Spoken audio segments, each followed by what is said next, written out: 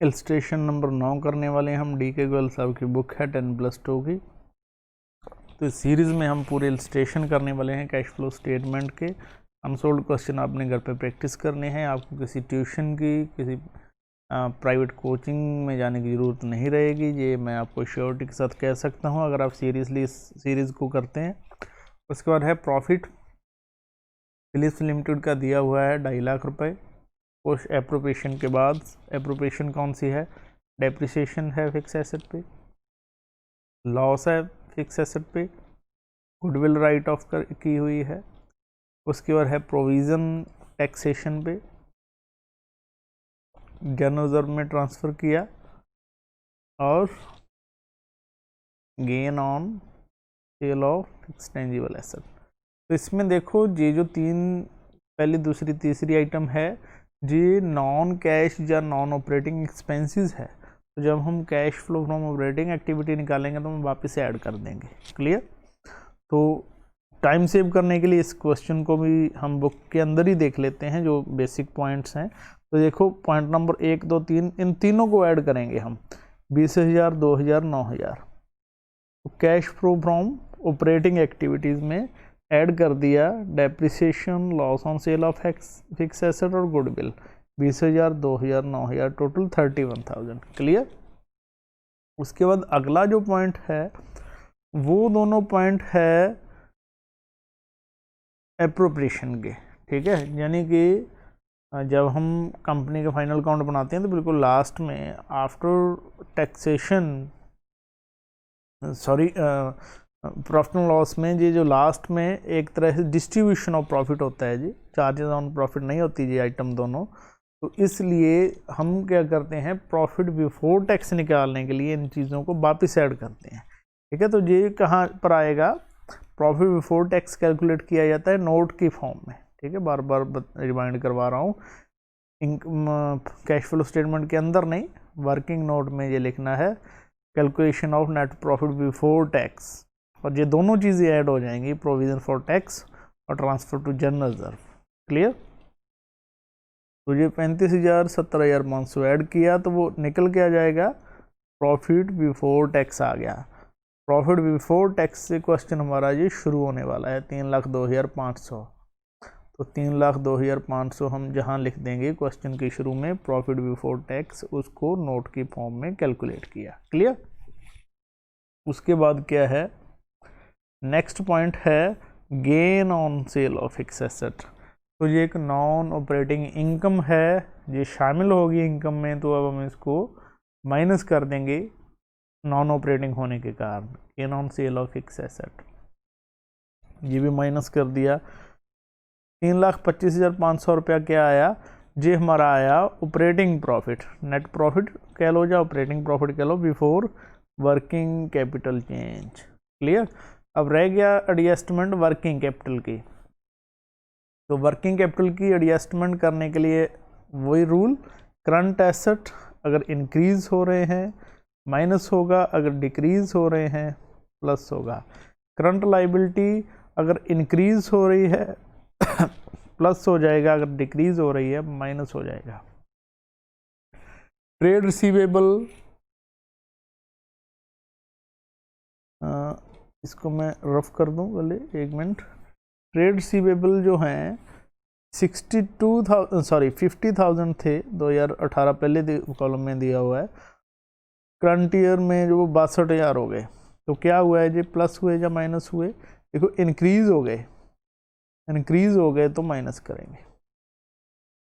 Trade receivable minus होंगे, less वाले में ये देखो ट्रेड रिसीवेबल 12,000 रुपये।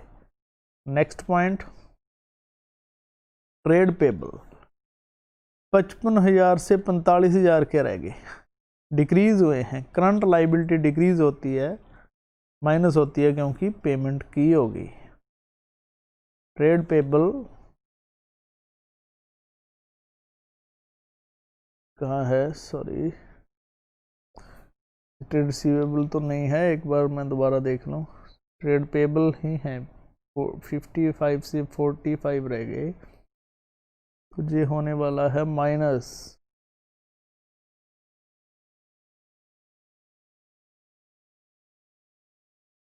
एक मिनट, सॉरी ये मैं उल्टा पड़ गया। करंट ईयर बाद में लिखा हुआ है, ये डिक्रीज़ नहीं हुए, ये इंक्रीज़ हो रहे हैं, इसलिए गलती लग गई। ठीक, तो 45 से 55 हो गया तो ये इंक्रीज़ हो गए हैं। इंक्रीज़ होते हैं तो उधार लिया होगा, प्लस आएंगे। ठीक है, तो प्लस कर दिया ट्रेड पेबल 10,000। उसके बाद इन्वेंट्री है 8,000 से 12,000 हो गई, इंक्रीज़ हो गई, नहीं सॉरी फिर मैं गलत बोल गया हूँ। इन्वेंट्री 12,000 से 8,000 रह गया है, डिक्रीज़ हो गई। करंट एसेट डिक्रीज़ होते हैं, प्लस करते हैं। इन्वेंट्री क्या होने वाली है, प्लस। इन्वेंट्री प्लस हो गई है, ऐड हो गई है। क्लियर। उसके बाद next point, income receive in advance. पिछले साल 8,000 इनकम रिसीव इन एडवांस थी, अब 0 हो गई। ये क्या है, करंट लाइबिलिटी है।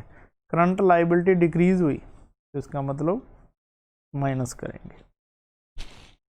ठीक है, 8,000 रुपया करंट लाइबिलिटी डिक्रीज हुई, माइनस करेंगे। अब क्यों किया है, इसका लॉजिक देख लेते हैं थोड़ा सा। देखो, इनकम रिसीव इन एडवांस है, रिसीव इन एडवांस है पिछले साल, लास्ट ईयर 2018 में 8,000 हमें रिसीव हुआ, रिसीव हो गया एडवांस। ठीक है, इसका मतलब वो उस साल की इनकम थी या नहीं थी, नहीं, क्योंकि वो एडवांस मिला ना। इनकम उस साल की ये बिल्कुल नहीं थी, ये इनकम उस साल की है नहीं। तो ये इनकम किस साल की है, 2019 की। क्लियर। रिसीव कब हुई, 2018 में। तो उस साल के कैश फ्लो में ये 8,000 रुपया कैश फ्लो में तो लिखी होगी, लेकिन इनकम स्टेटमेंट में नहीं लिखी होगी, क्योंकि इनकम स्टेटमेंट जो है एक्यूरल बेस पे बनता है। तो उस साल ये 8,000 हमने माइनस कर दिया होगा एज एडवांस इनकम। ठीक है, इनकम से इसको उस साल से माइनस करके इस साल वाले में 8,000 इनकम में हमने इसको प्लस किया होगा। लेकिन क्या ये हमें मिली है इस बार, मिली नहीं, मिली पिछले साल थी। इनकम 2019 की करंट ईयर की थी, इसलिए करंट ईयर की इनकम में ऐड किया होगा प्रॉफिट एंड लॉस अकाउंट में। और हम कैलकुलेट कर रहे हैं ऑपरेटिंग एक्टिविटी। जी ऑपरेटिंग एक्टिविटी किस चीज़ के बेस पे कैलकुलेट कर रहे हैं, कर तो प्रॉफिट के बेस पे रहे हैं ना। प्रॉफिट में प्लस माइनस करके हम निकाल रहे हैं कि कैश कितना आया या गया। तो इसका मतलब जी 8,000 रुपया इस कैश के अंदर शामिल है, सॉरी इस प्रॉफिट के अंदर ये 8,000 रुपया जुड़ा हुआ है। लेकिन कैश मिला जो है नहीं इस बार, क्योंकि ये तो पिछले साल ही मिल गया था। और हमने कैश ही देखना है कि कैश कितना आया, एक्यूरल बेस पे तो हम बना नहीं रहे कैश फ्लो स्टेटमेंट को। तो इसीलिए ये 8,000 को अगर हम माइनस कर दें तो हमें पता चल जाएगा कि कैश इस बार कितना आया। तो ये 8,000 का ये कारण है कि हम माइनस कर रहे हैं। क्लियर। नेक्स्ट टॉपिक हम करने वाले हैं आउटस्टैंडिंग एक्सपेंसेस। ठीक, 3,000 रुपये से ये 6,000 रुपया हो गया। तो इसका मतलब करंट लाइबिलिटी ये इंक्रीज़ हो रही है, इंक्रीज़ हो रही है। तो हमने उधार ले लिया होगा किसी से, तो कैश प्लस होने वाला है। तो 3,000 रुपया आउट, सॉरी मेरा ख्याल फिर मैं इसको वेरी सॉरी।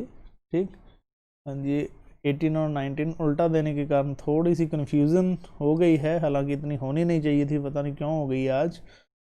चलो इतना एडजस्ट कर लोगे आप, इतना मैं समझता हूँ। 2018 में 6,000 था, अब 3,000 हो गया, तो ये डिक्रीज़ हुआ है। डिक्रीज़ हुआ है तो पेमेंट की होगी, माइनस कर दिया। ठीक, 3,000 रुपया माइनस। और मेरा ख्याल एक पॉइंट और है, prepaid expenses. Prepaid expenses current asset होता है। ठीक, पहले ये 0 था और अब 5,000 हो गया, तो इसका मतलब इंक्रीज़ हुआ। करंट एसेट इंक्रीज होता है, देखो वैसे ही पता चल रहा है कि प्रीपेड एक्सपेंसेस इंक्रीज होने का मतलब हमने एडवांस किसी को पेमेंट दे दी तो कैश तो गया ना, ठीक है। और चाहे जी आप अपनी जी टेबल से बना के जी रूल देख लेना, जब करंट एसेट इंक्रीज हो रहा है, ठीक है, तो माइनस करते हैं। तो करंट एसेट इंक्रीज हुआ, इसको कर दिया हमने -5000 और हम पहुंच गए थे profit before working capital change पे। इसमें ये जो वर्किंग कैपिटल के चेंजेस हैं वो हमने 14000 जोड़ दिया, 28000 माइनस कर दिया, क्या आ गया कैश फ्रॉम ऑपरेटिंग एक्टिविटी। लेकिन ये बिफोर पेमेंट ऑफ टैक्स है, ये ध्यान रखना, ठीक है, ये बिफोर पेमेंट ऑफ टैक्स है। अब इस क्वेश्चन के अंदर कहीं पर भी ये नहीं लिखा हुआ कि पेमेंट ऑफ टैक्स है कितनी, ठीक है।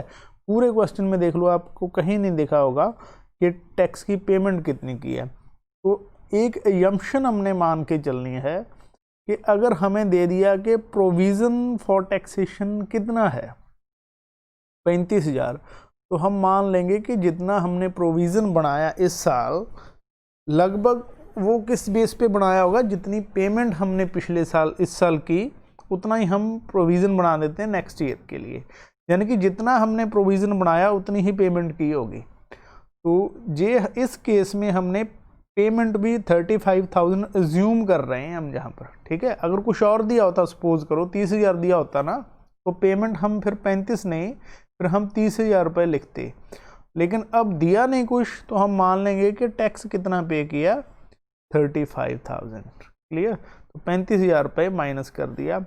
ये आपको क्लियर कट नहीं दिया है तो भी आपने माइनस करना है, किस बेस पे, प्रोविज़न को देख के। जितने का प्रोविज़न होगा इस साल उतना ही माइनस करेंगे, अगर पेमेंट का अमाउंट नहीं दिया है तो, ठीक है जी। ध्यान रखना बात, मैं कह रहा हूँ कि अगर पेमेंट नहीं दिया हुआ अमाउंट तो हम प्रोविज़न वाले अमाउंट को ही पेमेंट एज्यूम मान के पेमेंट दिखा देंगे। हाँ, अगर दिया हो कि सपोज करो 40,000 दिया होता पेमेंट अलग से, तो हम 40 माइनस करते।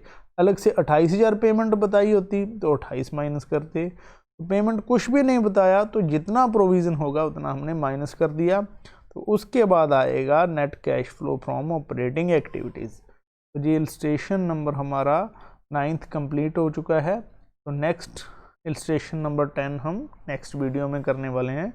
Thank you.